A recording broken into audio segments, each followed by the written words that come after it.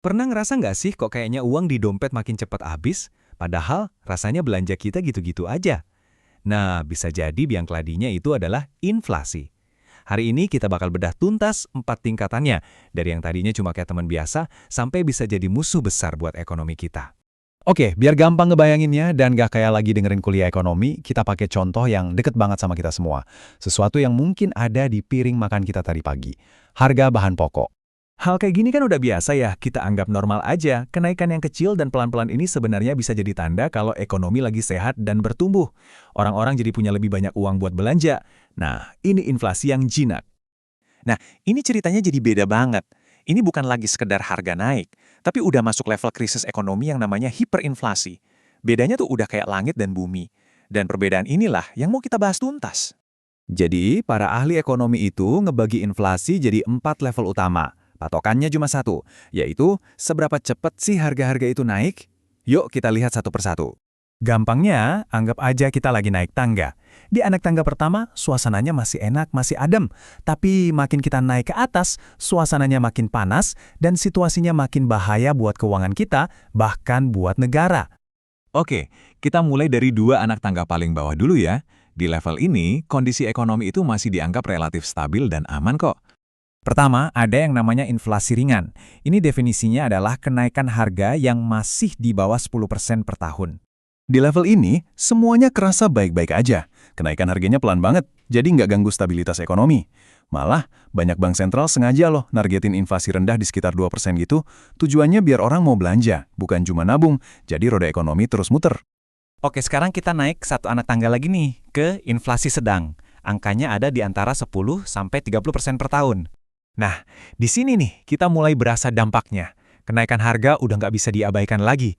Mungkin Anda mulai ngerasa, kok uang 100.000 sekarang dapat barangnya lebih sedikit ya? Dompet rasanya jadi lebih cepat tipis. Sekarang kita masuk ke zona bahaya. Tangga yang kita naikin mulai goyang-goyang. Di sini situasinya jadi jauh lebih serius, nggak stabil dan penuh ketidakpastian. Selamat datang di inflasi tinggi. Angkanya ini loncat drastis banget, antara 30-100% setahun. Kalau udah di tahap ini, harga-harga itu bukan lagi naik, tapi meroket. Coba bayangin, gaji Anda segitu-gitu aja, tapi biaya hidup bisa naik 2 kali lipat dalam setahun. Bikin rencana keuangan jadi hampir mustahil. Ini udah lampu merah banget buat sebuah negara. Dan ini dia puncaknya. Anak tangga paling atas, yang udah rapuh banget. Level paling ekstrim, hiperinflasi. Di sini kita udah nggak ngomongin persentase 2 digit lagi. Kenaikan harganya bisa ratusan, bahkan ribuan persen dalam setahun. Gila kan? Ini bukan cuma perumpamaan atau adegan di film loh. Ini beneran terjadi. Di negara-negara yang pernah ngalamin hiperinflasi, kayak Jerman tahun 1920-an atau Zimbabwe di tahun 2000-an, orang beneran bawa uang sekarung cuma buat beli roti. Itu nunjukin betapa nggak berharganya uang mereka. Intinya, uang yang Anda pegang itu kehilangan nilainya sama sekali. Uang tabungan yang dikumpulin susah payah bertahun-tahun, nilainya bisa lenyap gitu aja cuma dalam hitungan minggu, atau bahkan hari. Jadi yang paling parah tuh apa? Kepercayaan.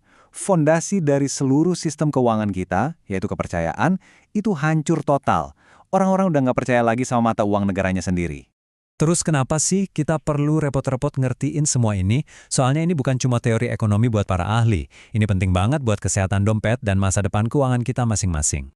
Dengan kenal tanda-tandanya, kita jadi bisa lebih siap buat ambil keputusan finansial. Intinya adalah soal ngerti resiko yang ada di luar sana, dan gimana cara terbaik buat ngejaga hasil kerja keras kita supaya nilainya nggak habis kemakan inflasi. Jadi, saya mau tinggalin satu pertanyaan buat Anda. Setelah kita lihat semua level inflasi, dari yang jinak sampai yang bisa menghancurkan, kira-kira strategi keuangan Anda sekarang udah cukup kuat belum buat ngadepin berbagai kemungkinan? Langkah apa yang bakal Anda ambil biar masa depan finansial Anda tetap aman? Coba deh direnungkan. Terima kasih sudah menyimak.